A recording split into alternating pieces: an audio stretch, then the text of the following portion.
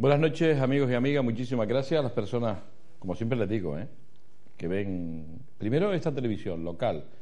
Agradecido por ello, y luego un programa de salud. Nosotros, o yo en particular, como responsable de este programa, procuro traer personas autorizadas para poder hablar sobre temas que, bueno, a veces me voy un poco por los cerros de Úbeda y me gusta hablar de otras cosas cuando estoy con mi amigo Antonio, pero generalmente hablo de salud, que es lo que nos interesa.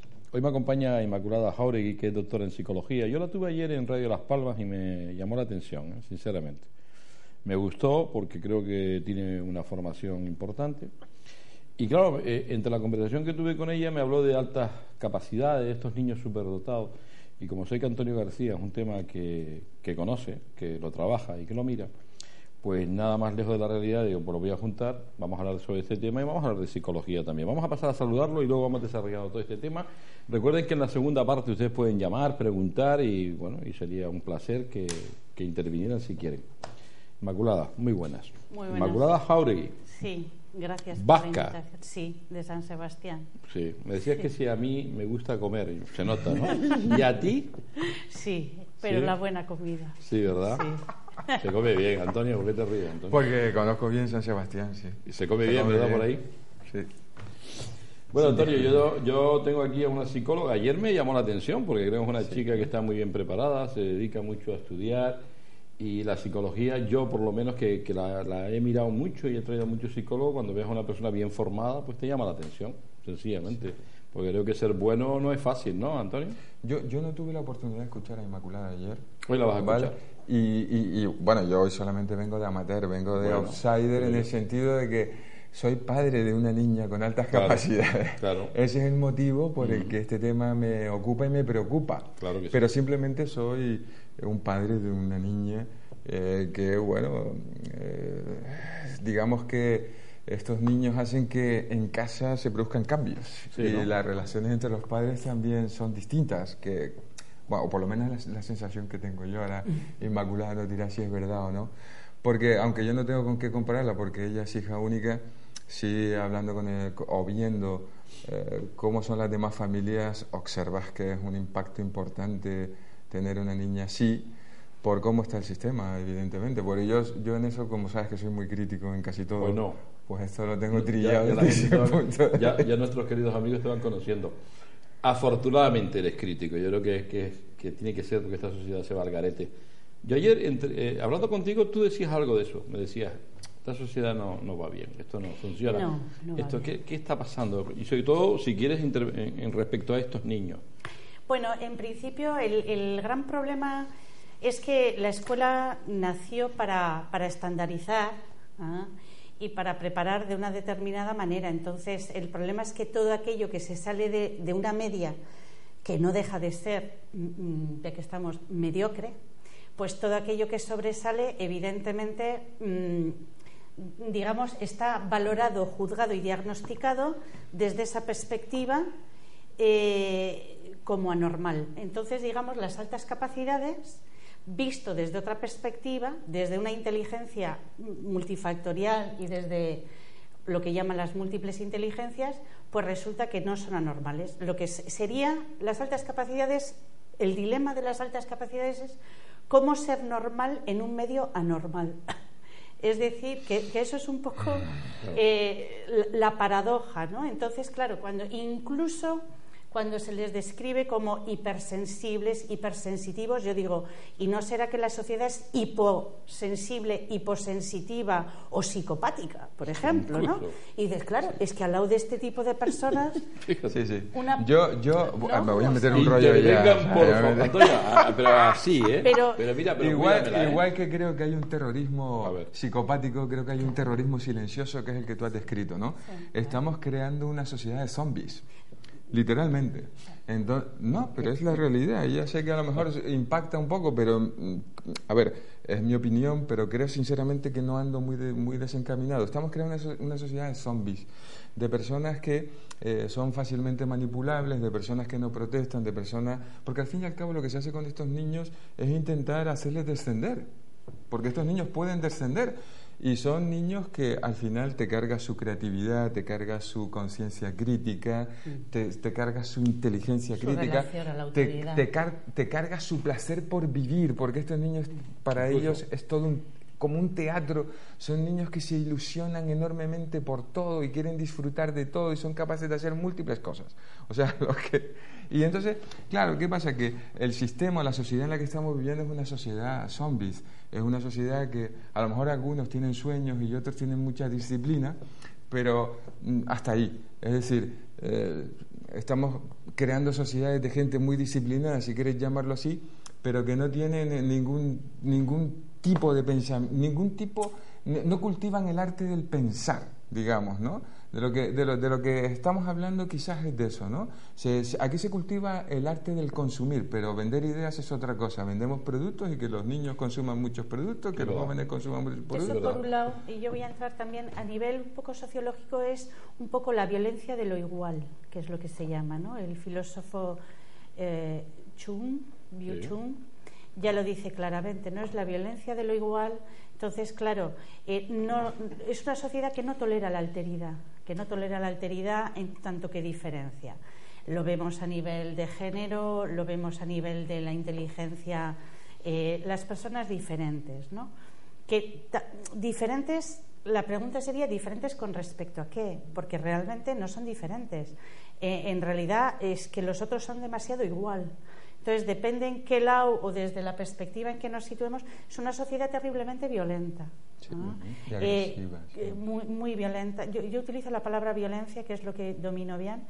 Y de alguna manera hay un pensamiento único, un pensamiento hegemónico. Las cosas tienen que ser de una determinada manera y todo lo demás se tiene que someter a la violencia. Es un poco el síndrome de Procusto, ¿no? No sé si conocéis un poco.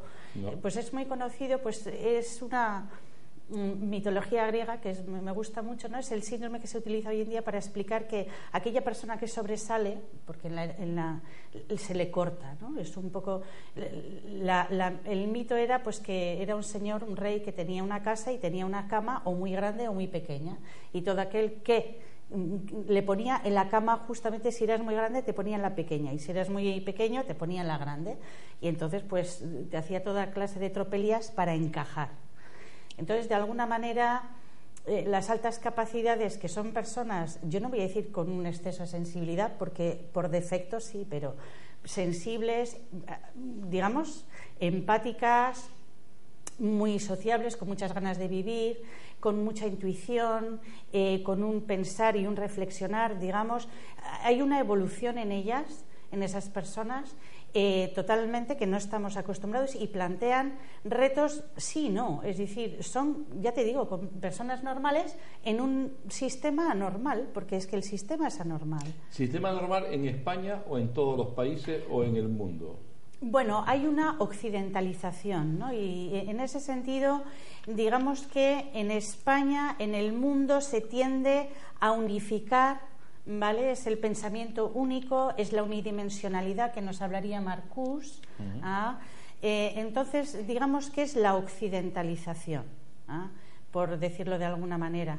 Entonces, claro, todo aquello que no entra dentro del canon hegemónico, pues está visto como anormal.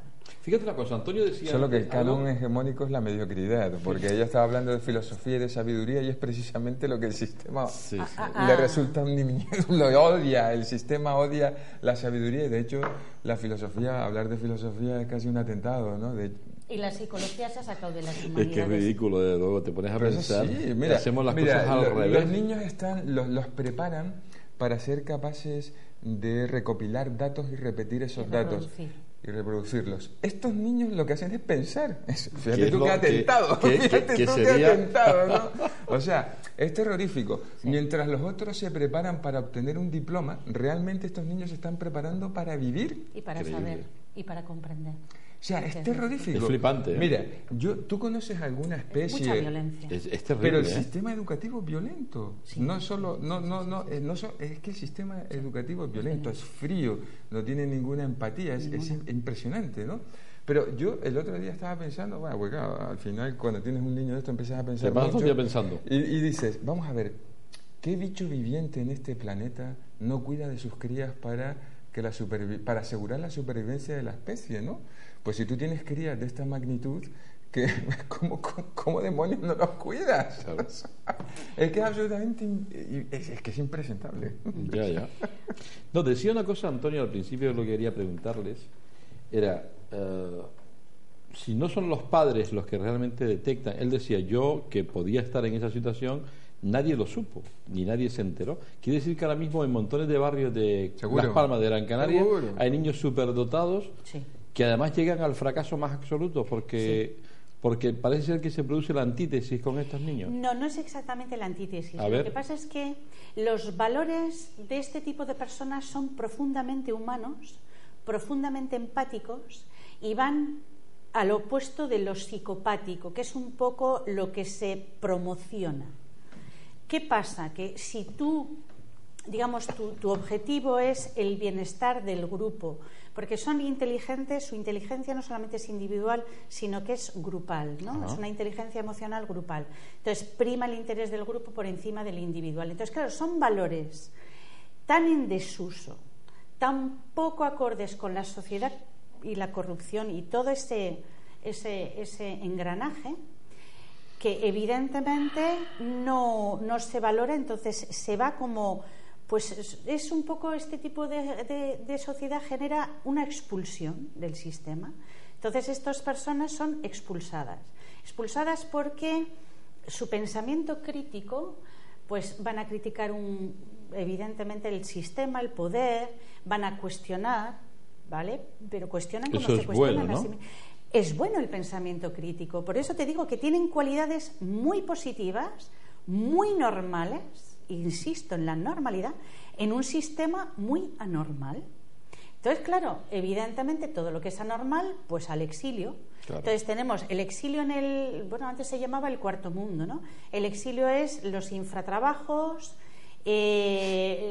infravalorados, o bien te pones tú tu propio negocio, porque es que mucha más alternativa. Entonces, en realidad es gente que podría mover la sociedad, que podría dinamizarla, tiene una capacidad de dinamización muy interesante. Es que son geniales, pero son muy incómodos para el sistema, pues igual que hablábamos antes, los TDAH. O sea, es que todo aquello que se sale de la norma, de una norma evidentemente impuesta muy desde arriba, evidentemente hay un capitalismo y hay un... Sí. Entonces, claro, todo aquello Pero que yo no lo se había sale... escuchado tan claro, te lo había escuchado a ti en ciertas ocasiones. A mí me gustaría preguntarte, ¿por qué lo de Antonio sí lo entiendo? Porque tiene una niña así, porque lógicamente está bregando por intentar que esa niña llegue a lo máximo y que no se quede en el camino. ¿Por qué te llama a ti la atención las altas capacidades? Porque veo que estás muy puesta en ello, ¿eh? Bueno, supongo que hay algo personal en todo eso. Lo hay siempre, ¿no? Lo hay. Y primero por eso mismo, y segundo quizá porque lo que a mí me gusta de la psicología en particular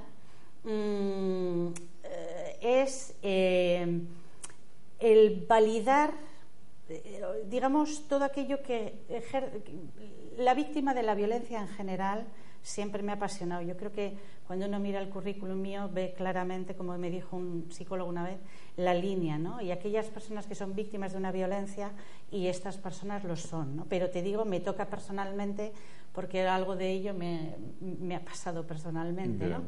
Evidentemente, entonces está claro que hay siempre una cuestión personal, pero en general todo aquello que es víctima de no deja de tocarme un poco y evidentemente... Y te sensibilizas con eso y empiezas y empiezas a profundizar, y empiezas a darte cuenta de muchas siempre cosas. Hay algo personal que es un poco el detonante, pero en general es cierto que de la psicología me gusta todo. Siempre he estado muy en contra de todo lo que es numérico, de todo lo que es cuantitativo, me gusta lo cualitativo. Y luego, evidentemente, es curioso porque en la clínica nos vamos a encontrar con muchas personas altas capacidades que, por ejemplo, han sido víctimas de relaciones tóxicas, porque exactamente como son la antítesis, van a toparse con personas muy tóxicas muchas veces. Es que son muy transparentes, no tienen muchas dobleces, ¿no? Mientras... Van así. No, son transparentes, son... A ver, normalmente tú puedes tropezarte con... Son buenas personas. ¿Tú lo vislumbras en tu hija eso, sí, Antonio? Sí, tú puedes tropezarte con buenos estudiantes, inteligentes y tal, pero siempre tienen algún tipo de doblez, ¿no? Siempre hay... Y estos son transparentes, son personas transparentes totalmente, ¿sabes? Entonces, claro, el sistema, victimizarlos no les cuesta mucho. No, y te los vas a encontrar víctimas, de bullying, víctimas de mobbing, víctimas en las relaciones. Entonces, la victimología, digamos, cuando estás frente a ellos, sí te encuentras con un registro muy importante de altas capacidades, ¿no? Y eso es lo llamativo y de alguna manera es que todo te lleva ahí. Es que de alguna manera todo te lleva y dices, no, es que tengo que ver. Y las altas capacidades, claro, lo han enfocado siempre de cara a lo intelectual y no, es la cuestión afectiva. Tenemos la maldita costumbre, y claro, como yo me topo con lo afectivo, ¿vale? No tanto, no lo intelectual, sino lo cognitivo. Entonces yo me topo con lo cognitivo y lo afectivo, ¿no? Es gente que es una gozada trabajar con ellos a nivel terapéutico. No os podéis hacer ni idea la riqueza que supone. Entonces, claro, evidentemente para una persona que le gusta eso, toparse con personas de altas capacidades es como... Es muy bonito. Te voy a hacer una pregunta. Me gustaría que en el sistema educativo hubiesen personas así. En las consejerías, sobre todo. Pero, porque además, fíjate, de lo que estamos hablando, básicamente, es que estos niños tienen la virtud o tienen la posibilidad de ser libres, precisamente per se como son, y el sistema eso no les interesa mucho, realmente eso... Claro, eso matiza eso. Pues te lo matizo, eso es lo que es violento. ¿Por qué al sistema no le interesa? Hombre, es que me suena a torpeza absoluta. Vamos a ver, tú te haz un barrido visual en los parlamentos respectivos, no nos vamos a ir muy lejos, y tú crees que a alguno de estos mediocres que tenemos allí sentados le interesa impulsar esto. No. Los quitan ahí. Pero ¿qué es lo que te he dicho yo siempre? Sí, ¿Qué es lo que le interesa a una sociedad? Que los buenos aporten, no todo lo contrario. Es lo lógico, ¿no? Digo yo. Pero eso es lo habitual en esta sociedad. Es lo habitual. ¿Tú estás de acuerdo en lo que está diciendo Antonio? Sí. ¿Estás de acuerdo? De acuerdo, sí. El problema es un poco más grave, ¿no? El problema es... Yo sé que esto va a parecer un poco, pero es la maldad contra la bondad. Y evidentemente las personas de altas capacidades son inteligentes, pero no son astutas. Y la maldad es astuta, pero no es inteligente. Y gana la astucia lo que acaba de decir, Y gana la astucia la inteligencia. Eso está clarísimo. Gana la astucia la inteligencia. Pero tú no crees que la sociedad hoy día... Yo cuando era pequeño siempre escuchaba, me acuerdo cuando veías algún programa así en blanco y negro, hablaba del sabio, de la sabiduría. Parece que la sociedad actual eso lo ha desterrado absolutamente, ¿no? Sí. Es que parece que es malo, ¿no? Ir por ahí. Ahora a la gente lo que le interesa es sacar músculos en el gimnasio, ¿no? Sí. Vemos que todos estos pibes jóvenes lo único que les interesa es tener unos físicos... ¿Y cómo se llama? Mujer y viceversa, se llama esas cosas que hay unos programas. Un programa, bueno, no sé. Hombre, mujer y viceversa. Lo cierto y ¿Tú no lo ves eso? Lo cierto y verdad es que desarrollan... No digo que si por lo menos te escuché, su desarrollo físico es inversamente proporcional al cerebral, ¿no? Entonces, realmente, claro, lo que estás primando o la imagen que das es que ser fuerte tiene que ver con la musculatura que tienes y no con el cerebro que tienes, ¿no? Con la inteligencia y la sabiduría que tienes. Entonces estamos desterrando ese concepto del sabio, de la sabiduría, de la filosofía, lo estamos desterrando. Lo que es grave, si quieres, es que lo grave de esto... Oye, ¿habrá alguna solución? Porque me están dejando ustedes, me están apenando, ¿eh? Lo que es grave de esto es que hay una planificación de que las cosas tienen que ir en esa dirección, particularmente desde los años 80. Pues si es un político te va a decir que ese tipo de ingeniería social es mentira y que no existe, como te estén oyendo. ¿Ah, sí? Hombre. Quiere decir que hay ese tipo de planificación que además está bien orquestada, ¿vale? Y entonces todo aquello, pues eso, la filosofía se ha sacado de la planificación, la psicología se la ha sacado de las humanidades y se ha plantado dentro del sanitario. Y poco a poco, y luego tenemos un montón de la filosofía ahora malentendida la violencia, como decía ayer, de lo positivo, en fin. Entonces todo, y la gente va comprando, ¿no? La gente va comprando porque cada vez está más desinformada. Entonces cada vez está más desinformada y luego el sistema se valen de los 4 conocidos que salen en la televisión para distribuir. Entonces poco a poco, digamos, el árbol se va haciendo hasta que la gente digamos que el ¿no? sistema se preocupa en informarlos de lo que quieren, pero no de formarlos. Por eso se desinforman. Claro. Yo, que soy un defensor de la formación y de la información, estoy totalmente de acuerdo con lo que acabas de decir, porque sí tienen mucha información, pero de lo que interesa, de lo que le interesa al sistema. Por eso dices tú que lo compras. Pero no nos preocupamos por formarlos, sino por informarlos de lo que queremos. Ese es el problema. Esa es la sociedad zombie que estamos construyendo. Y hay que rebelarse, y se tiene que rebelar. Bueno, es una sociedad del miedo, ¿no? Bueno, escuchen, a mí siempre me gusta, ustedes que lo tienen muy claro, ¿cuál es la posible solución? Bueno, pues programas como este y seguir no sirve para nada. Es difícil porque yo evidentemente quizá me considero una realista o pesimista bien informada. Entonces, solución es un poco lo que están haciendo, por ejemplo, en el sur, en Andalucía, la Asociación de Padres está impulsando bastante. Digamos, evidentemente la cohesión social va a ayudar, ¿no? Están impulsando bastante el estudio, en Almería es, ¿no? O en Granada, me suena Almería, no sé por qué. No te sabría decir dónde, porque entonces se está impulsando un poco los estudios, la difusión un poco de las altas capacidades. Incluyo ahí un poco quizás también los síndromes de Asperger, que hoy en día se está viendo que hay una hipersensibilidad, ¿no? Y que justamente que por esa hipersensibilidad hay ese retraimiento social, porque claro, es como estar sin piel un poco. Entonces se va impulsando, evidentemente, cuanto más se agrupe la gente, cuanto más difumine, cuanto más se eduque y cuanto más se cultive, evidentemente mejor. Entonces, lo que pasa es que no debemos olvidar que estamos a contracorriente, ¿no? Y hay que asumir de alguna manera esa posición sin miedo. Y evidentemente yo sigo pensando las agrupaciones de padres de alguna manera, y crear un tejido social que hablaba ayer para intentar propulsar, promover, difundir. Yo creo que eso es actualmente lo que hay que hacer, ¿no? Porque hay buenos estudios. Hace poco ha habido en el norte, en Oviedo creo que era, unos días, unas jornadas de altas capacidades con gente que ha venido del extranjero. Entonces hay que formar. ¿Sabías de esas jornadas?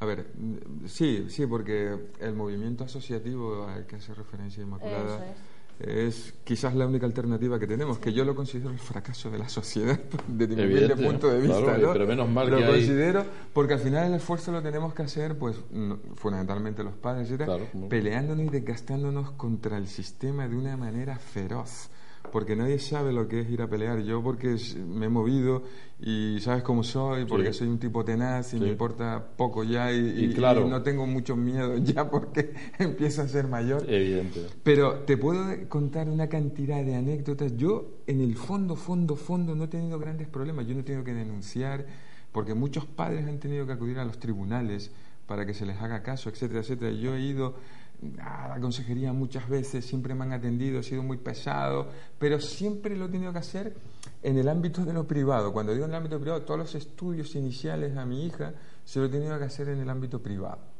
Y luego, con eso, he tenido que pelear. Y yo he tenido suerte en el sentido que no he tenido que ir a los juzgados ni a los tribunales, pero hay familias, hay padres que han tenido que ir obligatoriamente a denunciar su situación. Quizás lo más recomendable, yo he conocido a gente que ha creado páginas web, que se han asociado a adultos y de alguna manera se comunican, se educan en eso. Entonces, digamos, rehacer un poco el tejido social, ¿no? Cuando alguien tenga problemas de eso... Se llama Mensa, la sociedad esa de adultos de altas capacidades. No me acuerdo ahora, pero yo soy mala para los nombres.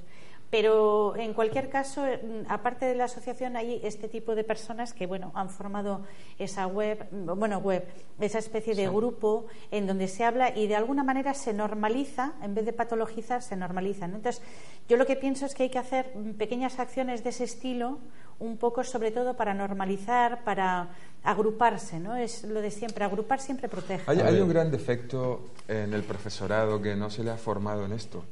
Los profesores no detectan esto habitualmente porque su formación no se ha, de alguna manera, no se ha visto enriquecida con esto. Se supone aproximadamente que un 2% al menos de la población tiene altas capacidades, y si hay niños que pueden tener un talento especial, eso se eleva al 6 o al 8%. Y yo siempre digo lo mismo, voy a un cole y digo, ¿dónde están?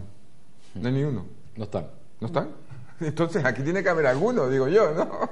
Entonces eso es un problema grave para empezar, porque el sistema, como vende más y supongo que da más réditos electorales, etcétera, siempre se preocupa por el que va por debajo, aunque la ley recoge que el que va por encima también tiene derecho a que se le adapte el currículum o que se le flexibilice el currículum, etcétera, ¿no? Pero curiosamente, en la práctica parece que solamente cuentan los alumnos que van por debajo, ¿vale?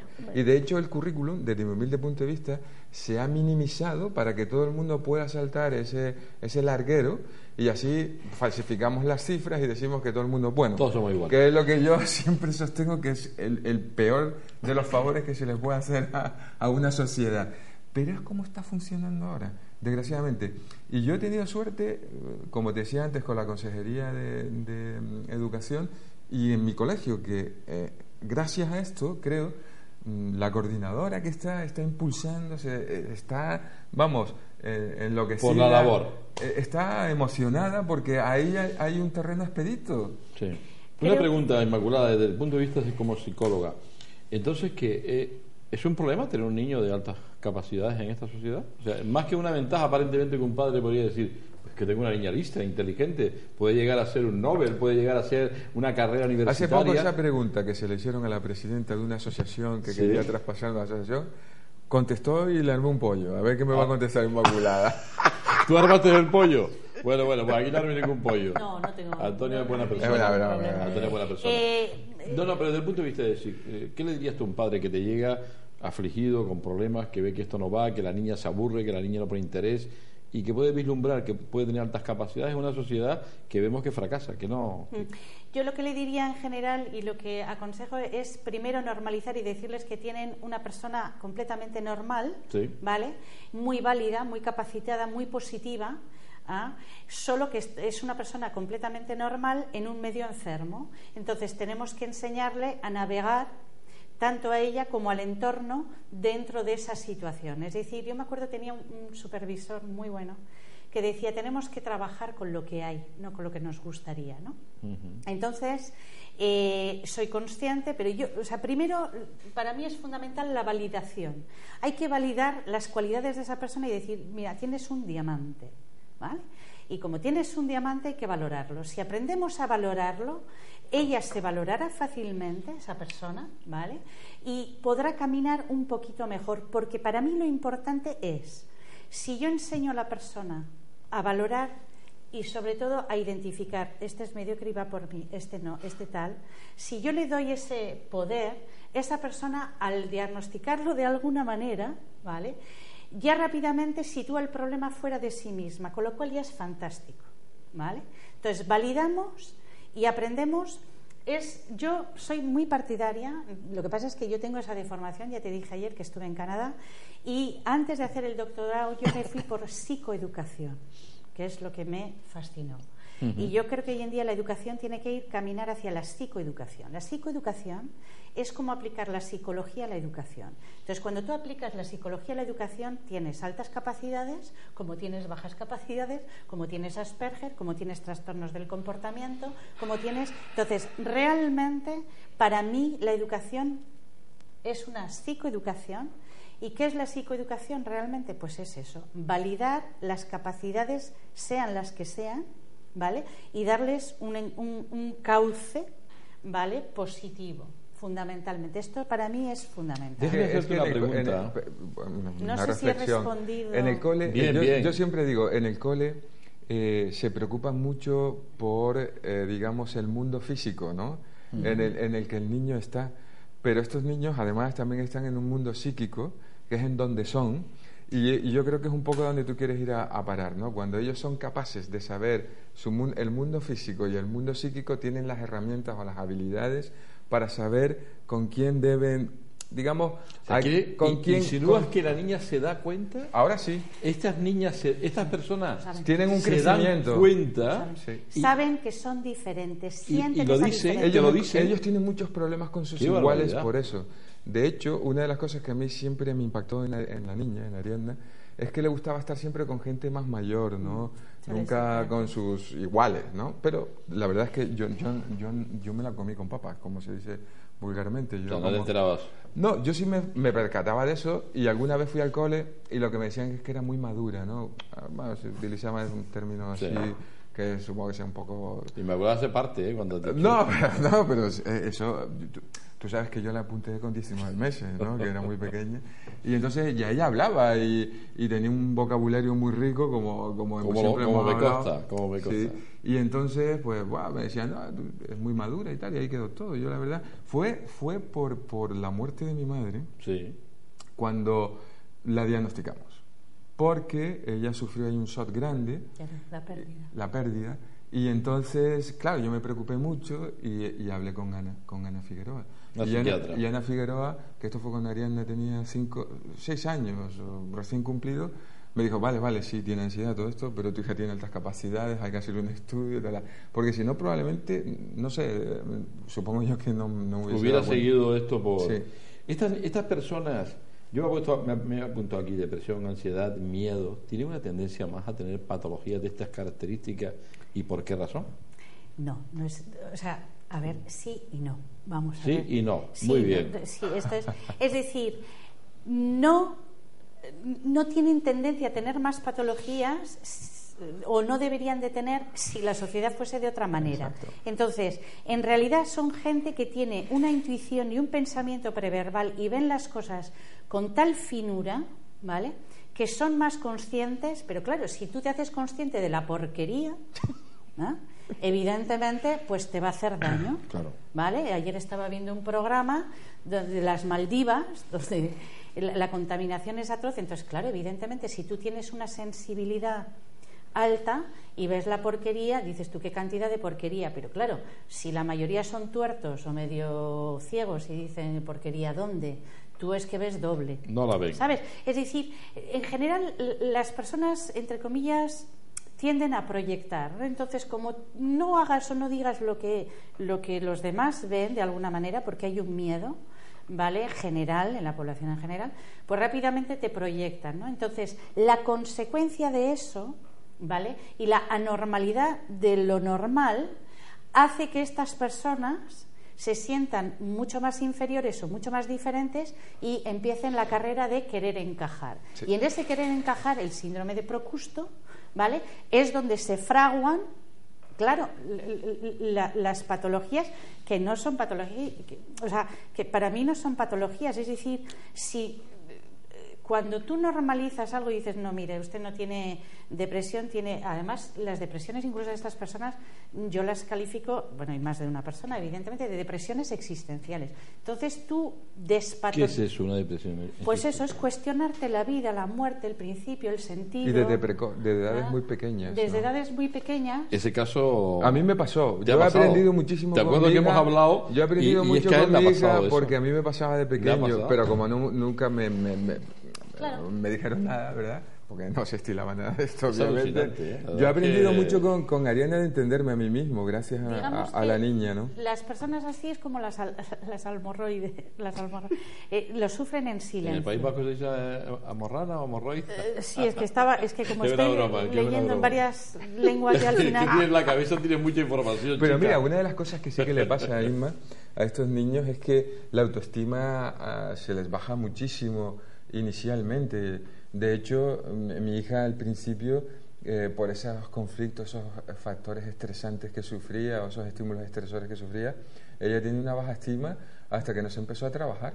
Y de hecho, cuando le empezaron a hacer los test, salía que tenía una autoestima muy elevada, pero porque hubo un trabajo previo, porque suelen... Claro, pero es normal. Si tú sufres todos los días un estrés determinado, porque piensan que tú eres la enterada del grupo, terrible, porque tú hablas de cosas que no te entienden, porque pues es lógico, te vas aislando, te van aislando, y cuando eres muy pequeño no tienes ninguna herramienta, entonces ansiedad sufren mucho, síntomas ansiosos tienen. Sí, vamos a ver, la ansiedad se sufre, la depresión que se llama existencial también, la baja autoestima, el bajo autoconcepto, es decir, es una realidad, no quiere decir que no sea real, es decir, es una realidad, ¿vale?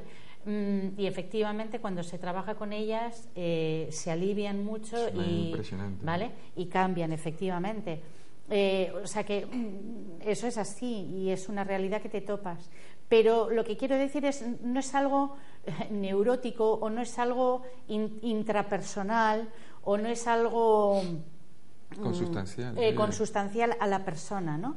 Entonces, si le quitas toda esa capa, digamos, ayer hablaba, ¿no? Hay que deconstruir también la terapia, deconstruir la cultura, deconstruir los argumentos que te trae la persona a terapia, fundamentalmente tienes que deconstruir, ¿no? Es un trabajo de deconstrucción. ¿Qué significa la deconstrucción? Significa que la narrativa que la persona te trae hay que situarla en un contexto de género, en un contexto cultural, en un contexto, ¿vale? Y decir, mira, esto es relativo. Y cuando digo relativo no es la relatividad, sino desde la perspectiva en que se mira, tú puedes ser evaluada de esta manera. Pero si lo miras, es como yo suelo hacer un símil, ¿no? Un 6, dependiendo de cómo lo mires, puede ser un 6 o un 9. Entonces, de lo que se trata es de reenfocar este tipo de problemáticas, como todas las psicológicas, desde otra perspectiva para verlas de manera diferente, ¿no? Entonces, déjame decirte una cosa, mal menor, Antonio y muchos padres que intentan entonces que la niña esté, en el caso de Ariadna, que esté en un curso superior. No, a ver, no. Yo lo planteo y tú ahora arréglalo. No, pero tú no lo arreglas, tú ahora me dices es una percepción es una mía. Valoración psicopedagógica. Es una percepción. A los niños lo suben. No siempre, no. Vamos a ver. Antonio, es ahora te dejo y tú lo dices. Como que tengas que decirlo. Es que me aludiste y no es así. Bueno, claro que sí, y lo dije por eso. Los padres al final dicen, pues tendré que conseguir que mi hija, y yo creo que andan, por lo que poca información que tengo, me puedo equivocar, lo hacen porque realmente la niña se aburre, se distrae, y como Antonio a veces me ha dicho, y yo lo he visto además en alguna película, lo ves en clase y han hecho todas las tareas, ayudan a los demás, todo ese tipo de cosas, ¿no? ¿La solución es esa? ¿Ponerlos en clases superiores? No, ¿hasta cuándo y cómo? Es un error. El problema es que se confunde. ¿Es un error? Sí, el problema es que se confunde altas capacidades con rendimiento, ¿vale? Y volvemos a lo cuantitativo. Entonces, lo que hay que hacer realmente, claro, habría que... no se trata tanto de subirle cuantitativamente como de igual darle más tarea, una diferente tarea o digamos difuminar un poco el mandato, ¿no? Es decir, el mandato escolar pues es esto, eres buena en esto, vale, bueno, pues te voy a poner, por ejemplo, es un ejemplo, ¿no? Dentro de la clase pues vas a enseñar, a ver, estas 3 personas tienen dificultades, pues mira a ver cómo les puedes enseñar, es decir, motivarles, ¿vale? Para profundizar en eso que ya saben, ¿vale? O darle una mini tarea, por ejemplo, dentro de la clase, bueno, veo que has leído hasta aquí, puedes seguir leyendo y con lo que sea me traes un resumen, es decir, esa exigencia, porque cuando le pasas a más, ¿vale? Generas un poco el decir, bueno, pues la presión por el rendimiento, ¿no? O lo que se llama la ansiedad por procuración, bueno, les pones a un nivel muy ansioso. Están esperando de mí eso, entonces tú ya te presionas. O sea, que tú no lo ves bueno eso. No es del todo. Tendría que haber un estudio. No, creo que depende por alusión. A ver, Antonio. Sí, creo que depende del niño, sinceramente. Por ejemplo, Ariadna, ella toca el piano, por ejemplo, y va a los exámenes de piano y casi no me entero de que va el examen de piano, ¿no? Porque el otro día, lo del campeonato de gimnasia rítmica, yo no sabía que iba a un campeonato. Pensábamos que íbamos a la típica exhibición de estas de fin de curso, cuando llegamos y resulta que era el campeonato insular, que ella no tiene mucho estrés. La mía no, la mía no hay que motivarla, porque yo cuando hablamos de motivar parece que es que tú tienes que poner en marcha algo, ¿no? A alguien, ¿no? Yo a alguien distinto, ¿no? Y esos niños, yo creo que la motivación es intrínseca, que yo creo que es la que funciona, además, porque yo puedo motivarte a ti, tío, y te digo, te voy a pagar 3 duros más, y eso funciona 2 meses. Después ya aquí se acabó el asunto, ¿no? Por poner un ejemplo, un ejemplo para que nos entienda todo el mundo. Entonces, yo creo que depende del niño, ¿no? Creo que depende del niño. De hecho, se puede adaptar el currículum o se puede pasar de curso.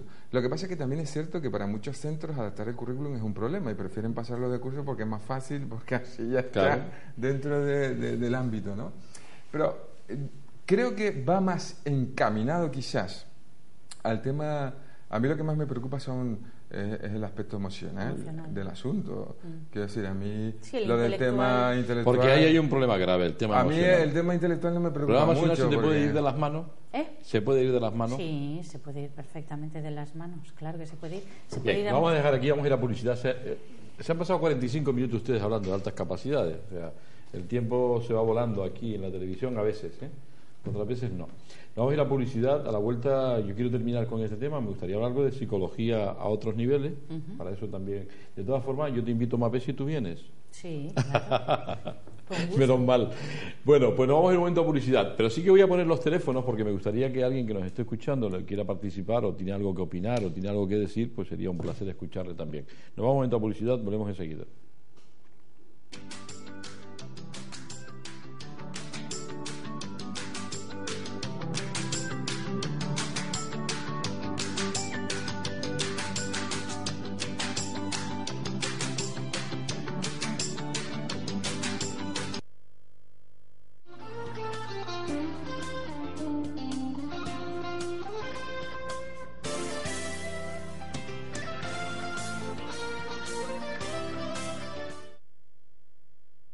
Séptima Feria Institucional de Canarias de Productos de la Tierra, del 18 al 20 de mayo en el casco histórico de la Vega de San Mateo. El viernes 18 le invitamos a la actuación del Grupo Taburiente. El sábado tendremos la inauguración, la actuación musical del Grupo Canturia, una comida popular gratuita y un concierto de la trova. Y el domingo baile en la Plaza del Mercado y concierto de los Cofiones. Lo mejor en la Vega de San Mateo. Si tienes que retirar material que contiene amianto, bidones, plancha, aislamiento, etc., no olvides llamar a FDS Canarias. Lo retiramos y te entregamos la documentación de autorizado por un coste razonable. FDS Canarias, siempre apostando por el medio ambiente.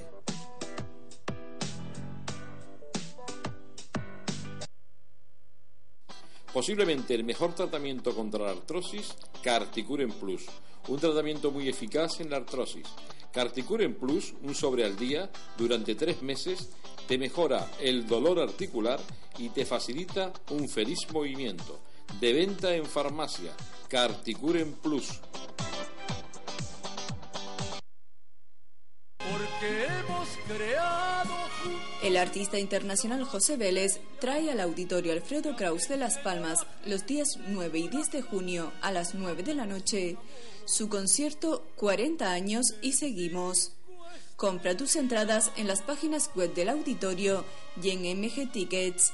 No te lo pierdas. Hola, soy Juan Santana. Les invito a entrar a su espacio Yemanjá de lunes a viernes de 11 a 12 de la noche, aquí en Canal 4 TV, un programa lleno de misterios, de respuestas, de soluciones, de magia y sobre todo de muchísima fuerza. Les espero.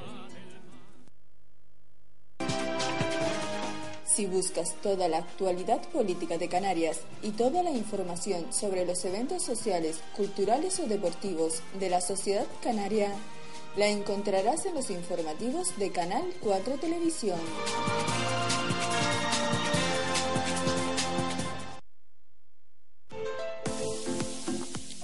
Resonancia Abierta Gran Canaria en Telde te informa que su resonancia se realiza en 24 horas, la máxima calidad al mejor precio de Gran Canaria.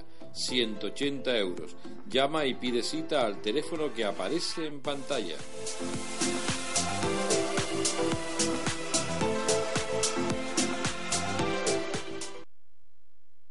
Hola, soy María Afonso. Y yo soy Jesús Cisneros. Les invitamos a un nuevo programa, Mar de Fondo.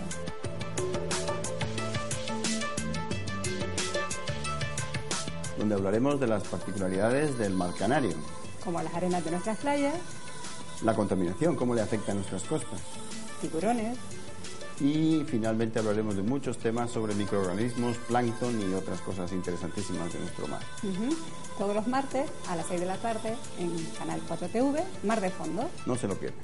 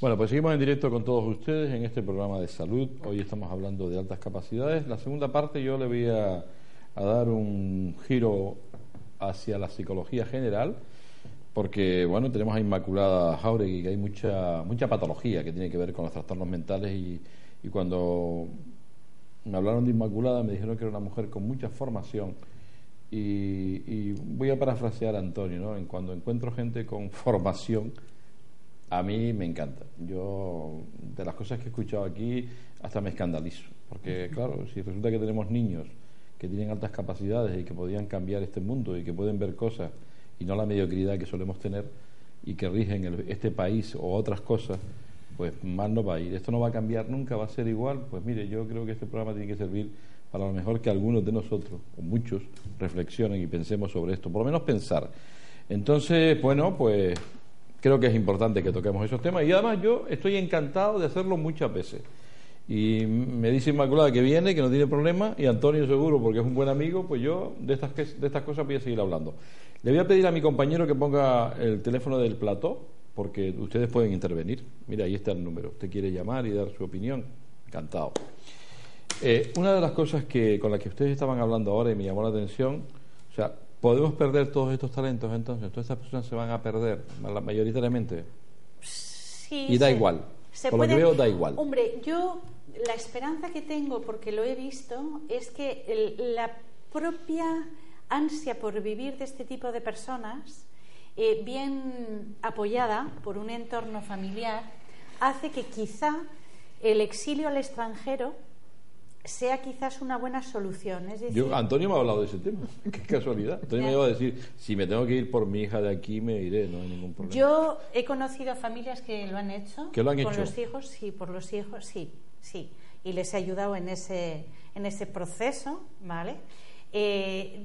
Yo evidentemente pienso que es una hoy en día alternativa real. Qué barbaridad. ¿Vale? De decir, bueno, hay países que favorecen ese desarrollo y considero que como esa tendencia sana, insisto, positiva de ellos a vivir, les abre esa posibilidad que hoy en día no es como en mi época, que era muy complicado irse, pero hoy en día te abre esa posibilidad, pues yo considero que puede ser un exilio interesante, ¿no? Entonces, una vez que trabajas en el extranjero, que el extranjero te valida muchas veces más, evidentemente no cualquier extranjero, pero quiero decir, un extranjero un poquito más cultivado, te valora mucho más, evidentemente eso cambia mucho, ¿no? Esa es una posibilidad.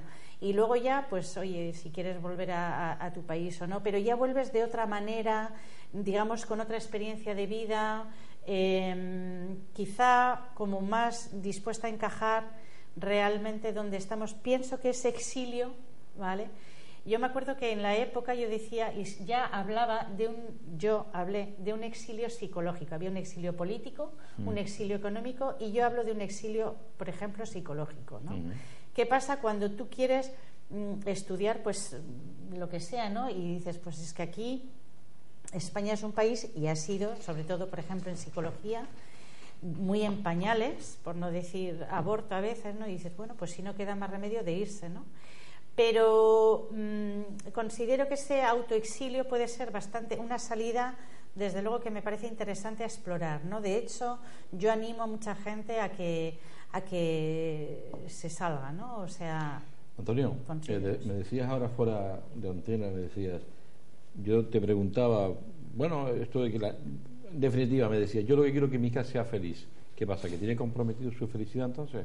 Por supuesto, mira, muchos de estos niños, cuando son adultos, acaban fracasando desde un punto de vista, que es que muchos de ellos desarrollan actividades laborales que la gente no se puede imaginar, que no necesitan ningún tipo de cualificación. Increíble. Vale, no quiero dar ejemplos de trabajo para que la gente no se sienta ofendida, pero los que puedes tú pensar que necesitan muy poco, pues esos, hay niños que cuando son adultos acaban así, muchos de esos niños. Antonio, déjame recibir una llamada. Ellos sí, una persona quiere seguramente opinar también. Hola, muy buenas noches, dígame. Hola, buenas noches. Dígame, señor. Mire, tengo una pregunta para cada uno. Venga. Vamos a ver, primero la psicóloga, claro. Sí, claro. Una pregunta, la psicología cognitiva, yo sigo mucho la psicología cognitiva con un psicólogo, Rafael Santandreu, que es catalán, yo lo sigo mucho por las redes sociales, muchos libros, y él ha venido a Las Palmas y lo he leído. Cuando hay una persona que tiene problemas psicológicos, el médico de cabecera, porque a donde primero se va es al médico de cabecera, él deriva a un psicólogo. Da igual exactamente el problema que tenga, puede ir a cualquier psicólogo, pregunto, porque todo sabe de todo, todos los psicólogos saben de todo. Vale. Bien, espere. Esa es la pregunta, amigo. Una pregunta para la psicóloga. Esa es una de las preguntas. Vale, esa ya la tienes, ¿verdad, Inmaculada? Ok. La segunda pregunta. La segunda pregunta, el terreno que están, el tema que están tocando es bastante peligroso, ¿eh? Un terreno donde los niños y la juventud hoy, pues, es bastante peligroso. Pero bueno, yo no tengo hijos. Llevo casado ya 14 años, no tenemos hijos. Hemos tomado la decisión de no tenerlo. Bien. Ahora quiero hacer una pregunta. Quizás hoy en día se le esté dando todo a los hijos y por eso ya no se esfuerzan tanto. Mis padres a mí no me pudieron dar de todo, pero yo me tuve que esforzar para conseguirlo. ¿Será que le estamos dando de todo? Móviles, tablets, esto ya con 9, 8 años, ya lo buscan todo por ahí, ya no hace falta esforzarse tanto, ya tenemos toda la información que queremos, y me gustaría que me contestara eso. Bien. Luego, Julio, te voy a tutear, si me lo permite. Placer, amigo. ¿Cómo te llamas para estar en la misma hoy en día? ¿Cómo te llamas? Me llamo Isaac, ya llamé hace 3 semanas. Vale, Isaac, sí, ya me sonaba. Dime, Isaac, dime. Hoy en día dice que hay médicos de familia. Sí. Yo tengo uno que creo que lo conoce, que se llama don Luis Miguel Pérez Morales. Hombre, claro, Luis, un buen amigo. De verdad que yo ese sí lo considero médico de familia porque siempre que voy, pues siempre estará él. Sí. Pero mi mujer va al médico que ella tiene y nunca coincide con el mismo médico. Cada 15 días se cambia de médico ahí. Entonces mi mujer dice, oye, esto no es médico de familia ni es nada. Porque voy, le explico el problema, tengo que explicárselo otra vez. No, hay que mirar el informe, tienes que ir a tu médico. Bien. Y luego al otro señor que está por la otra banda, al otro doctor. Don Antonio. Sí. Se lo dije hace creo que 3 semanas que estuvo por ahí.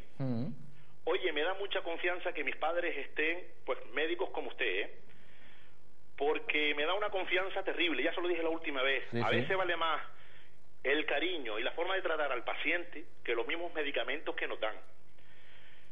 Yo hoy precisamente fui con mis padres a los médicos y, claro, don Luis tiene una forma de tratar a los pacientes pues que mis padres salen contentos de ahí. Pero desgraciadamente eso ya se está perdiendo, Sí. Hoy en día ya en los hospitales, yo no sé si es por la carga de trabajo, hoy en día creo que hay una manifestación, no sé si es hoy o mañana, y yo no sé por qué puede ser, pero el trato a veces deja mucho que desear. No voy a poner a todos los médicos, Sí. De hecho, ya tenemos uno aquí que es muy bueno, que es usted, que de verdad que a veces cura más usted con el palabrerío, con el cariño, que con las pastillas que pueda mandar usted, Y nada, esa era la pregunta. Gracias, quiero Isaac. que me conteste lo del médico de familia, la psicóloga.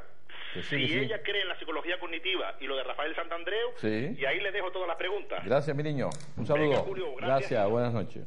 Lo de mi niño es que lo decimos los canarios. Sí. Antonio lo dice mi niño. No, porque eso le hace desconfiar un poco a Inmaculada, pero no me lo va a contar ahora. Ya me lo vale. No, hablando un poco de cómo eran los canarios. En eso no dejaba de llevar razón también.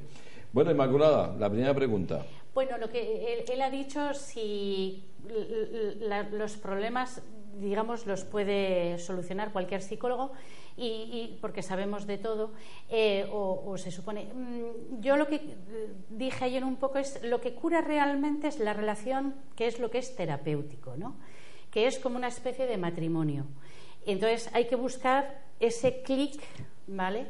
Y luego el modelo al que pertenezca la persona es un poco más secundario. Y lo que dije ayer, y lo repito hoy, es que lo que es importante es que el psicólogo tenga herramientas. Las herramientas cognitivas son unas herramientas, las sistémicas o las de terapia breve son también tan válidas como las otras. De hecho, por ejemplo, la terapia breve sistémica estratégica en principio hace también sus estudios, con un estudio de valoración de cómo se superan los problemas. Es decir, es importante que el psicólogo tenga herramientas para dar a la persona. Entonces, sí, prácticamente cualquier problema puede ser consultado por cualquier psicólogo, siempre y cuando, lo dije ayer, el psicólogo tenga suficientemente cultura y esté cultivado para tener herramientas, que pueden ser la cognitivo-conductual, más la terapia breve estratégica o la sistémica, más la Gestalt, más la humanista, más un poco de meditación, más focusing, más mindfulness. Es decir, cuantas más herramientas tenga el psicólogo, entonces, evidentemente, si estamos hablando de eso, sí, un psicólogo sabe o tiene que saber de todo un poco, y lo que yo considero que es importante es que, contrariamente a lo que se piensa, la psicología se tiene que especializar en tantas cosas que tiene que saber, como decía un buen profesor mío, ¿no? Si no sabes arreglar un problema, pero sabes otro mucho y otro no, realmente hay algo de la psicología que no se ha comprendido, ¿no? Y es un poco lo que se decía antes, es decir, hay un pensamiento hegemónico de un exceso de psicología conductual como la única psicología. No, hay muchas psicologías. La psicología, la terapia breve estratégica, por ejemplo, que el actual representante está Nardone, hace unos estudios muy buenos sobre la valoración de si la persona consigue o no resolver, y tiene protocolos de intervención, que son protocolos de intervención en trastornos obsesivos, protocolos de intervención tan completos que yo en otra, por ejemplo, psicología, pues no lo he visto. Bien. Entonces, evidentemente, yo voy a ir, o sea, si a mí uno me dice el 80%, el 85% de los pacientes con trastorno obsesivo que siguiendo este protocolo se curan, yo voy directo a ese protocolo, porque ya lo he visto, han hecho estudios, han hecho seguimiento, y yo quiero eso. Entonces, pero vuelvo a decir, lo fundamental, lo que me parece que cura es la terapia, es esa empatía, ese clic que se hace con el paciente cuando se consigue, y que eso, y sí, el psicólogo tiene que tener muchos conocimientos en muchas áreas. Así es. Antonio, lo que Isaac más o menos te echó flores, tío. O sea, ¿qué quieres que te diga? Eso es bueno que hablen dicen que hablen de ti bien o mal. No. De mí que hablen bien, y si no, que no hablen, ¿eh? Así que de ti hablan bien, así que venga. Bueno, yo se lo agradezco muchísimo. Que además yo lo suscribo, ¿eh? No solo es un buen médico, sino que es una persona que hay que ver cómo trata al paciente. Entonces yo de eso tengo un montón de cosas que decir porque es mi gran pelea. ¿Qué algo diré ahora? Antonio. Bueno, Isaac apuntaba al tema del trato y yo creo que eso debe ser consustancial o inherente, no es un valor añadido, sino que tiene que existir en el médico sin más, no debe ser un adorno ni algo a valorar, ni algo positivo. A mí me llama la atención una cosa tuya, fíjate, tiene que ser lo normal. Vas al despacho, tú no te pones pata, ¿no? No, pero porque veo muchos niños también. Y entonces los niños... vas a ver a Antonio es como si vas a ver al amigo, a la tal. Claro, pero es que un niño, yo veo muchos niños y si te ven con esa distancia, ¿no? yo no puedo generar una distancia con un paciente niño que él viene o ella viene aterrorizado ya porque viene un tipo que además por mi físico soy grande, gordo y tal, me va a pinchar. Hay que intentar eso, no puedes generarle más obstáculos que... ¿Quién quiere ir al médico, Julio? ¿Tú quieres ir al médico? No queremos ir al médico. Por eso te digo que el buen trato no... ¿Tú qué opinas? El buen trato tiene que ser... Es que desgraciadamente estoy de acuerdo con Isaac. Él te dice, hay una lejanía del médico. Estoy de acuerdo con Isaac, pero desgraciadamente estoy de acuerdo con Isaac. Desgraciadamente estoy de acuerdo con Isaac porque eso sucede y como te decía yo antes, eso debe ser algo consustancial. Yo he estado pensando estos días mucho en cómo se elige a un juez, ¿no? ¿Qué pruebas tendríamos que hacerle a un juez para poder juzgarnos, ¿no? Porque al final si seguimos seleccionándolos como se hacía en los años 50, que un poco lo que ya he dicho, que es como un loro, hay protocolos, como un loro aplicando la ley. Hablar los temas, no, pero cantan los temas como ellos mismos dicen y llevamos 60 años así y hoy día la sociedad ha cambiado mucho, se necesitan otras cosas y en el médico igual, ¿no? Tenemos que tener un cierto grado de empatía, ¿no? Pero casi todos los seres humanos, pero obviamente un médico tiene que tener un grado de empatía mínimo, básico, porque es que tenemos que sabernos poner en el lugar del otro que viene enfermo con un dolor en la carrera que le pueda dar. No me enseñaron nada de eso. Nada de eso me enseñaron. No te enseñaron nada de relación médico-paciente. Nada. No te dijeron cómo había que tratar a las personas. No me enseñaron que había que quitarse la bata si era un niño. No me enseñaron nada de eso, Julio. Todo eso lo tuviste que aprender. Te lo puedo garantizar que no me enseñaron nada de eso. Antes decía Paco, el dueño de esta casa, me hacen un poco la pelota, pero decía algo que era verdad. Decía, ser médico es difícil. O sea, no puede ser médico cualquiera, hay que estudiar mucho, pero no vale solo terminar la carrera, sino que después ayer lo hablaba con Inmaculada, esta mujer debe tener horas, y para hablar como habla, y para saber lo que sabe, ¿sabes las horas que le tiene que dedicar a los estudios? Y a los libros, y a congresos, y a no sé qué. Es que esto no acaba de terminar la carrera. Pero eso va consustancial a nuestra con el ser humano, ¿no? Con cada uno. No, pero que forma parte de nuestra profesión. Quiero decir que no... Yo creo que es algo normal, que tiene que formar parte de nosotros, y punto. No hay que darle más méritos a eso. Y que efectivamente la palabra cura... Bueno, ya eso... Lo decía Hipócrates y lo decía Gregorio Marañón, eso ya, o sea, que voy a decir yo, ¿no? La eso palabra, está clarísimo. La y luego él palabra hablaba de algo importante, ¿no? A ver. Decía que a los niños y los adolescentes actuales que tenemos ahora, sí, pues que se lo damos todo hecho, ¿no? Sí. Forma parte de lo que al principio dijo Inmaculada, que vivimos en una sociedad brutalmente capitalista, si se puede usar ese término, ¿no? Verdad. Entonces están bombardeados por un consumismo excesivo. Todos nuestros adolescentes. Y eso lleva a enfermedades, ¿verdad? Es que a lo que se les invita es a comprar cosas, a tener cosas, no a pensar. Claro. Esa es la clave. Esa es la clave. Es que la clave está ahí. Es la clave. Porque en el momento en que pienso, dice, ¿para qué quiero esto? Entonces son zombies. Claro. Que es lo que yo ahí decía está. al principio. Y volvemos otra vez al Por principio. una parte eso, y por otra parte es que el hecho de no frustrar lo suficiente hace que sean personas con baja tolerancia a la frustración, baja tolerancia al dolor y al sufrimiento, y evidentemente con poca voluntad, con poco esfuerzo, con pocos valores. Entonces, en el fondo se les está fragilizando, ¿no? Uh-huh. Y si les estás fragilizando, la sociedad cada vez se vuelve incluso más agresiva, pues en realidad no les estás preparando, dándoles herramientas. ¿Resiliencia podía entrar ahí? No te lo digo porque a veces se dice, podríamos hacer que los niños fueran más resilientes. Madurez. Para mí las dos cosas podría ser resiliente en el sentido de darle herramientas para salir de los focos de fuego donde hay, eso, la resiliencia por un lado. Por otro lado, la madurez, yo hago más hincapié en la fuerza de voluntad, la constancia, volver a los valores un poco que están perdidos y sobre todo hay que aprender un poco a frustrarlos, ¿no? Frustrarlos y un poco, paradójicamente, a mercantilizar. Es decir, no podemos dar sin pedir nada a cambio. Yo solo cuando estoy en el despacho y hablo con los padres digo, principios de psicoeducación básicos. Uno de ellos. Son las matemáticas emocionales. Ya, eso. Principio de mercantilización. No podemos dar nada gratuitamente. Tiene que haber una contraprestación. Claro. Para saber ganar hay que saber perder. De alguna manera. Para recibir hay que dar. ¿No? Y porque hay que entender que todo comportamiento tiene unas consecuencias, sean las que sean. Entonces, realmente si se actúa así, entonces realmente mientras no se frustre, y la tolerancia a la frustración es uno de los criterios también de salud mental y de problemas también. Es decir, cuando tú te encuentras para evaluar a personas delincuentes o a personas que pueden delinquir o personas así, vas a ver la tolerancia a la frustración, ¿es baja o es alta? ¿Vale? Y eso forma parte de uno de los Pero criterios. no son los delincuentes, Inma.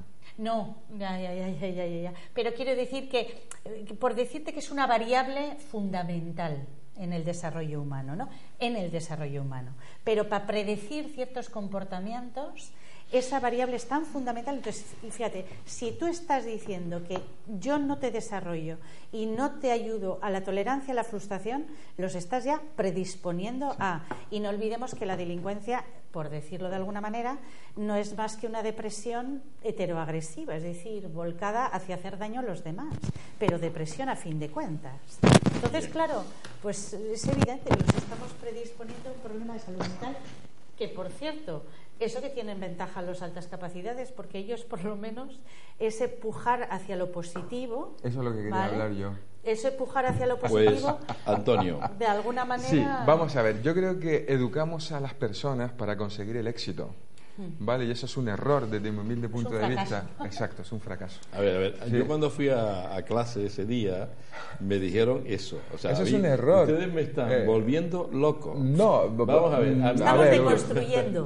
A mí me han dicho toda la vida. Para aprender hay que desaprender, ¿no? Llegar al éxito. Aquí hay que ganar dinero. Aquí hay que ser el mejor. Vamos a ver, hay mucha gente que, mira, y te digo una cosa, no me ha ido nada bien tampoco. No, ni mal. Julio, mira, hay muchas personas que tú les preguntas cuál es el sentido de la vida y para ellos es directamente proporcional a su cuenta corriente o su ideología política y viven en eso, claro, la mayoría. Es verdad, ¿vale? Es que esa es la realidad. La mayoría. Entonces, estos niños es curiosísimo porque ellos saben gestionar el fracaso y de ese fracaso, si no lo saben gestionar es cuando errarían y de ahí aprenden. Ellos no solo aprenden de su fracaso sino de los demás, son capaces de ver los errores de los demás y... Flipante. Y ellos sí que son resilientes. Sí, ellos sí que son resilientes. Natural y espontáneamente resilientes. También terminan perdiendo todas esas posibilidades, ¿no? Toda esa capacidad que tienen la pierden también. Sí, pero se levantan. Se levantan. Sí. Bueno, déjame contestarle, Isaac, respecto de... Me decías, primero nombraste a un médico que es amigo, que es Luis Pérez, y que evidentemente tiene una forma de tratar a las personas porque me consta y sé que es muy humano. Si vas al ambulatorio y te encuentras otros médicos, eso no es bueno. Evidentemente el sistema está fallando por muchos lados. Una de las cosas que a mí me está llamando la atención es la falta que hay realmente de motivación en el médico. Y yo no sé si es un tema económico, tendría que decirlo Antonio. No, es que esa motivación no existe. Bueno, pero él dice no que creo en esa motivación externa. Algo la motivación está pasando. Es intrínseca, Julio. Algo está pasando. Los médicos antes, recuerden ustedes cuando decíamos el médico del pueblo, o sea, hablaba contigo y te curaba con la palabra, ¿me entiendes? Ahora, ayer yo lo hablaba con Inmaculada, ahora es pastillitas. Llegan allí, que no duermo, una pastillita. Que me duele aquí, otra pastillita. Y entonces yo creo realmente que nos estamos equivocando. Y al final hay que escuchar al paciente. El paciente y decía Antonio una cosa que es verdad, nadie quiere ir al médico porque ir al médico no le gusta, pero la mayoría de las consultas que se están produciendo en los ambulatorios es simplemente porque las personas van a hablar, quieren ser escuchados, tienen problemas de la vida, la mayoría, y nada, y esto es lo que hay. Yo creo que no es bueno, que el sistema tiene que regenerarse, no sé cómo lo va a hacer, porque lógicamente en no mucho tiempo, Antonio, empiezan a jubilarse todos ustedes, no muchos Vamos años. En bloque. Y aquí va a haber, yo espero que las nuevas generaciones que vengan, por eso le preguntaba a Antonio, digo, en la universidad enseñan esto. Yo tenía entendido que en sexto de medicina hoy hay una asignatura que tiene que ver con la relación médico-paciente. Pues la mayoría servirá para poco. Pero fíjate... Servirá para poco, no, te digo, porque en esto también soy muy crítico. Yo veo que las nuevas generaciones tienen un problema de empatía serio. Encima. Sí, lo tengo clarísimo. Probablemente sea debido ¿a qué? Pues supongo que tiene que ver mucho con todo el tema de los ordenadores, de la internet y todo esto, ¿no? Está más preocupado por cómo funciona el ordenador y meter los datos dentro del ordenador que mirarle en la cara al paciente y tocarlo. Me lo habías comentado. Te lo he contado muchas veces. Y es alucinante. Y yo siempre les digo que yo empecé a trabajar sin ordenador porque no había, cogíamos un papel y un bolígrafo y funcionábamos igual de bien, ¿sabes? Pues Antonio, tú lo sabes perfectamente, Isaac lo decía y yo lo ratifico porque es mi gran obsesión. No solo estoy convencido, sino que súper convencido, la palabra cura, el solo escuchar a una persona, de eso sabe ella mucho, y la mitad del tratamiento positivo para solucionar un problema está con la palabra. Y luego ya damos la pastilla, si también tiene que ir, que va. Pero el momento ese es clave para que el tratamiento vaya bien, y de hecho hay estudios que una persona que vaya a entrar a un quirófano y entre convencido de que todo va a ir bien, generalmente, a lo mejor en muchas ocasiones no habría ni que poner anestesia, un disparate. Pero no solo pero eso es una realidad. Y yo creo que pensar bien y no maldecir hace mucho bien a todo el mundo en todas las situaciones vitales que la que se va a encontrar. Pero también hay una cosa muy clara, Antonio, los enfermos o los que pueden enfermar tendrían que ser buenos enfermos también. O sea, yo creo que ahí tenemos una asignatura pendiente terrible, ¿no? O sea, pero cuando Inmaculada habla de aprender para aprender, no solo estábamos hablando entre nosotros, sino para todo el mundo. Claro. Cuando ella estaba hablando antes, que tocaste el tema del TOC, de los trastornos compulsivos, etcétera, etcétera, yo creo que un poco va a que nosotros tenemos también que enseñarle a cómo funciona nuestro cerebro a los pacientes, porque eso les va a ayudar muchísimo. Si tú como paciente o como persona, porque no vamos a hablar de pacientes, porque esto sirve para todo el mundo, ¿no? ¿Cómo funciona tu cerebro? Eso es muy, muy importante. Entonces no irían a refugiarse en la pildorita, en la pastillita, ¿sabes? Yo creo que los tiros tienen que ir por ahí. Bueno, es el enfoque psicoeducativo, ¿no? Creo que hay que enseñar a la gente lo que tiene, ¿vale? Que le puede generar cosas negativas y cosas positivas. Entonces, es darle el poder y el control a la persona para decidir un poco más, ¿no? Bueno, pues tu mente funciona así, tú funcionas así, ¿vale? Y vamos a ver qué es lo que quieres tú, qué es lo que se puede hacer, marcar los objetivos de alguna manera y a partir de ahí, de alguna manera, ayudarle a encaminar, ¿no? Ayer decía que tú no curas a nadie. Ustedes los psicólogos no curan a nadie. No, eso es un error. Bueno. Eso es una deriva del concepto médico. Es que no se puede curar. Es que, como te decía... ¿El médico tampoco cura? No debería igual, ¿no? Pero a ver, no, es una mujer valiente. O sea, pues, ¿cura o no cura el médico? Yo creo que no, yo creo que... ¿Crees que no? Es como, es que el nutricionista adelgaza. No, adelgaza la persona que va al nutricionista, digo yo. Entonces, si tomas la medicación, yo suelo decir, o sea, hay unos objetivos con unas tareas. Si las haces, mejorarás. Si no las haces, no mejorarás. Y si las haces a medias, mejorarás a medias. El empoderamiento. Fíjate, te voy a hacer una pregunta. Como siempre hay excepciones, tengo que decirlo, ¿no? ¿Tú curas, Antonio? No, las infecciones. Un paciente no se puede curar una infección. Evidente. Pero para eso metes un antibiótico. Que por eso... Cura el antibiótico, ¿no? Porque hay que saberlo elegir, ¿eh? Fíjate, eso sí es lo único. O tomarte 8. Hasta que llegue, ahora sí, claro, acerté.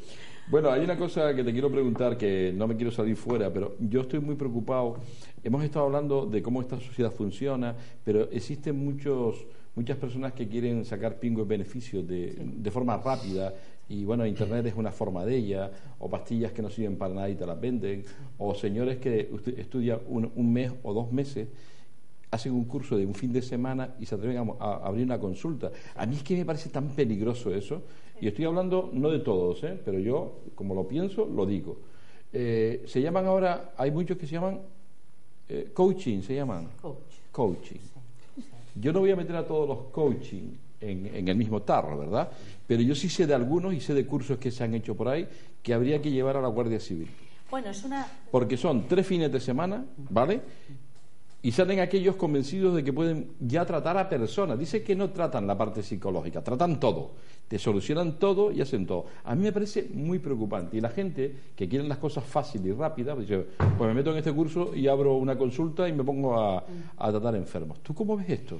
Hombre, yo pues justamente lo veo mal porque es una injerencia profesional. Para empezar es una injerencia. Quiero decir, lo que se enseña en coach ¿vale? Está exactamente en psicología, particularmente en la terapia constructivista, ¿vale? De la cual emana la terapia breve estratégica, y luego la psicología tiene una especialidad que es en el trabajo, lo laboral y lo empresarial. Sí. Es decir, no hace falta.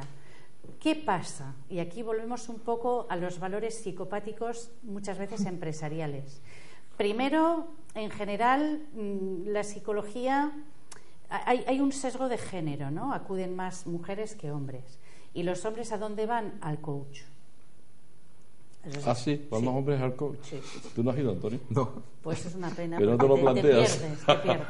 Entonces, no, porque siempre he pensado, perdona un momento, que el coach... la mayoría de las veces es un pingüe negocio, ¿vale? Es un pingüe negocio y sobre todo es una injerencia, es decir, se están mezclando cosas, es decir, si ya la psicología tiene una especialidad, no se necesita eso realmente.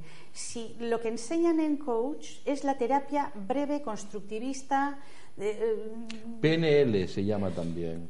O sea, programación neurolingüística. La PNL es una parte. Luego tienes toda la terapia constructivista. Entonces, realmente es una formación que no hace falta, que ya hay psicólogos especializados, pero claro, como todavía la psicología pertenece a la locura, imagínate, hay muchos todavía que dicen, no, yo lo que necesito es alguien que me arregle la empresa, yo no estoy loco.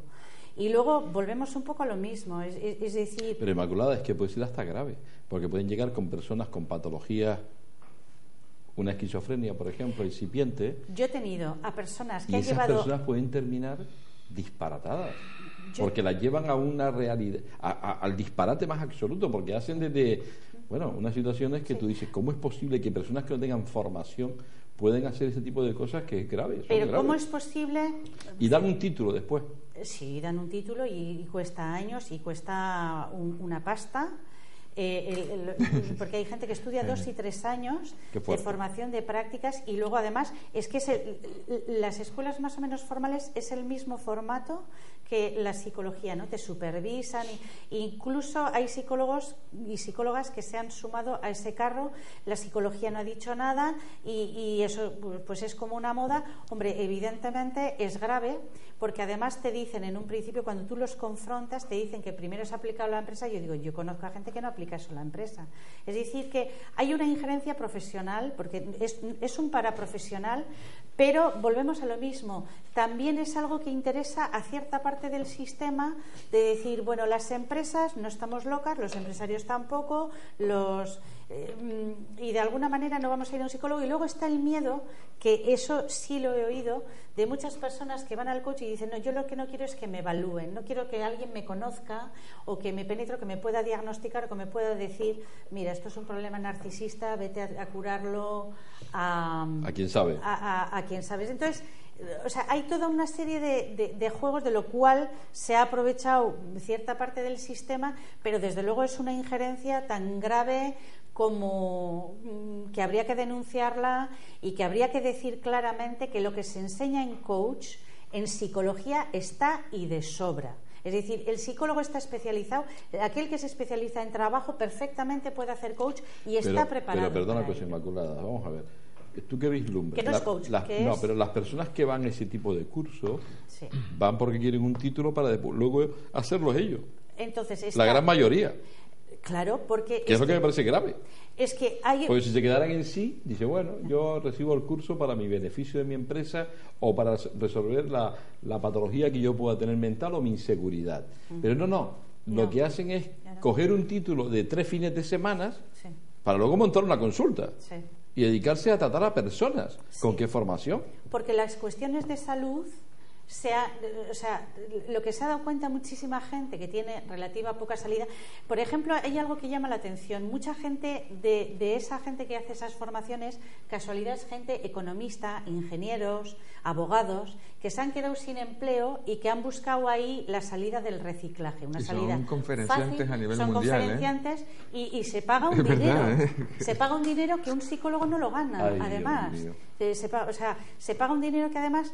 Pero es eso lo que se está vendiendo, vuelvo a decir, porque es una psicología positiva, porque no te permite llorar ni hacer un proceso, pues porque el psicólogo al final se está quedando a contracorriente del sistema. Volvemos un poco a lo mismo, ¿no? Las altas capacidades, es un poco lo mismo, y esta gente pues que está reciclada, que derecho, ingeniería, economía, tú dices, pero... ¿Qué pintan haciendo cosas de... ¿Qué pintan haciendo y sobre todo qué pintan y qué sabes? Y luego además cuando hablas con ellos, porque hablas... y te dicen, no, yo solo atiendo a personas que están normales. Digo, pero ¿y tú cómo sabes valorar a una persona que es normal? Pero es que ese es el problema. ¿Qué título tienes tú? Claro, y luego por otro lado... El problema lado... es que estás dando a lo mejor a una persona que tiene una patología y la lleva al disparate más absoluto, ¿eh? Perfectamente. Pero es así, ¿eh? O, por ejemplo, pero también la población, también, claro, yo conocí a gente que en su desesperación por buscar algo, le hablan de un coach que también es buenísimo, y igual tienes una persona con una patología Asperger y dices, pues me lo llevo al coach. Y dices tú, pues, pero es que yo lo he visto, y dices tú, pues no. Bueno, yo he visto hasta médicos haciendo este tipo de cosas. Pero bueno, es que, ¿sabes qué pasa? Que ya para empezar, como la palabra es un anglicismo, ya empezamos mal, ¿no? Sí. Porque suena muy bonito y habría que decirle a la gente que significa entrenador, para entendernos, ¿vale? Claro. El coach o coach de baloncesto que ustedes ven en la NBA es un coach. Psicología del deporte. El coach, nació ahí, realmente nació ahí. Psicología del deporte era en la época. Entonces tú dices, es que la psicología lo tiene ya todo. Tiene psicología del deporte, de donde nace el coach. ¿Y dónde está el colegio de ustedes? Pues Inalvis. ¿Dónde está? Eso es lo que me pregunto yo. Que no entra, por lo menos a dar un comunicado de lo que estamos haciendo aquí nosotros ahora, cada uno con su dinero que haga lo que le dé la gana, lo que quiera. Ahora, mire, antes me decía Isaac con el médico de familia, para eso sirve el médico de familia, para ir y preguntarle, oiga, quiero hacer esto, porque es una persona muy formada, un médico de familia es una persona que ha pasado un MIR, que tal, y ir a preguntarle, mire, quiero comprar este artilugio, se venden unos artilugios por ahí, que nada más que es puro negocio, y la gente va y lo compra, y no tiene ni para comer. Pues esto es un médico de familia, pregúntele, mira, me quieren vender este cacharro, vale 3.000 pavos, ¿esto sirve para algo? Si está orientado a la salud, pregúntele al médico de familia. Infórmense, es que si no, yo creo que nos estamos equivocando. Este es el disparate, porque la gente lo que quiere es ganar pasta de una forma, de cualquier forma. Deshonesta. ¿Eh? Es deshonesto. Bien, te voy a seguir haciendo preguntas, me quedan 4 minutos ya y tengo que nombrar aquí a don Manuel. Porque, la verdad es que, oye, ¿voy al psiquiatra o voy al psicólogo? Pues dependiendo. ¿O a dónde voy? ¿A los dos? ¿O qué bueno, hago? Dependiendo fundamentalmente de la definición del problema. Es decir, por un lado está la definición del problema y por el otro lado la motivación que tenga la persona para cambiar. Yo por ejemplo, cuando derivo a un psiquiatra es cuando puedo ver que la persona no tiene motivación para cambiar y decir, para seguir mal, si no vas a hacer nada, vete al psiquiatra y que te medique. Pero si la persona está dispuesta a hacer cosas, a cambiar por sí misma y a luchar por sí misma, pues quizás sea el psicólogo la primera persona. Todo depende depende de la definición del problema y de la motivación de la persona para cambiar. Son las dos valoraciones que me parecen fundamentales. ¿Tú qué opinas de los antidepresivos? No sé si los conocerás, me imagino que sí, claro. porque lo has tenido que estudiar, ¿no? Los ISRS. No, ustedes no pueden recetar, o sea, no. Lógicamente. Otra cosa que no termino de entender, porque recetar productos que fueran como ansiolíticos, antidepresivos. Los antidepresivos de última generación son muy inteligentes. Tenemos los ISRS, salió uno que era buenísimo y de ahí empezó a derivarse muchos más. Y son productos que van bien cuando un médico que tiene formación en ello te los prescribe. Y la gente se lo toma 3 días, lo dejan de tomar. El gran problema es la adherencia al tratamiento. ¿Tú qué opinas de los antidepresivos que además se consumen un montón? Sí. Bueno, es la nueva pastilla de la felicidad, ¿no? Yo creo que como nos obligan es la violencia de ser Era el más Platón y menos Prozac. El Prozac, ¿no? Famoso, que fue el primero que salió, que cuidado, que ahora hay muchos mejores, o sea, han cambiado, pero bueno. Yo lo que pienso es que se medica en exceso y hay personas, ya te dije que no es depresión, sino hay depresiones que no necesariamente necesitan de medicación y hay otras que igual pueden necesitarlo. Entonces, pero volvemos un poco a lo mismo, como no hay un estudio, quizás ayer lo decía, ¿no? La depresión, aunque se habla mucho de ella, en realidad empíricamente está muy poco conocido y lo único que hay son hipótesis. Está la hipótesis biologicista, la hipótesis culturalista, la hipótesis social, son hipótesis, ¿no? Y puede ser, y discúlpame que te interrumpa, que hayan diferentes clústeres, diferentes Es lo que decía yo. La heterogeneidad. Digamos que hay depresiones. Entonces, dependiendo de la personalidad, tu depresión será... Si tú eres una persona obsesiva... Es el kit de la cuestión. Es que no hay una depresión, hay depresiones variadas. Lo que te decía, altas capacidades, depresiones existenciales. Una personalidad neurótica obsesiva, depresión neurótica obsesiva. Una personalidad TLP, depresión de abandono. Entonces, dependiendo de la personalidad, tenemos las depresiones. Y en función... Pero claro, aún así hay pocos estudios. Y uno de los estudios que ha protocolizado un poco esto es justamente la terapia breve estratégica, ¿no? Y ahí se ha preocupado de hacerlo y tú dices, es que tiene sentido. Entonces dices tú, bueno, si la depresión... Claro, pero a partir de un estudio cualitativo, es decir, las narrativas que las personas aportan, ¿no? Entonces, a partir de ahí, claro, hay una valoración, pero si la psiquiatría no se dedica al estudio, solo se dedica a dar las pastillas y siguen diciendo lo mismo que hace 50 años. Depresión unipolar, reactiva... No ha cambiado mucho el tema. Pero ese es un grave problema. El discurso Antes es el mismo, dijo una cosa a ella que me encantó, que es el tema de lo cuantitativo, que siempre estamos empeñados en medir y encasillar, ¿no? Y quizás en este tipo de problemas, que también pasa ya en todas las especialidades, nos encanta meter en una casilla el DSM-5 o el DSM-4. Sí, el DSM-4, ya está el DSM-5 y el CIE-10. Yo, aunque no soy un experto en esos temas, soy un detractor. ¿Ah, sí? Sí, me da grima. ¿Está protocolizado, querido?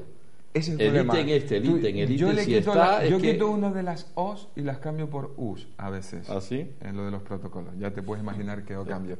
Porque el problema es que las personas no son todas iguales, don Julio. Eso y esos es verdad. clústeres y esa gente, tienes que identificar esos grupos. Yo escuchando a ella, distintos. dice, hay distintos tipos de depresiones. Yo creo que aquí se tratan todas casi igual. O sea, es un problema. La pastillita, pero igual que hay diferentes todas tipos iguales. de asmas, por ejemplo, de eso sabe un rato. Que no es el asma, no, hay diferentes tipos y tienes que fenotipar perfectamente en dónde trabajas para poder tratarlos, si no la encharcas. Igual que también hay Esto es difícil, ¿eh? Esto es difícil. Igual que también hay diferentes altas capacidades.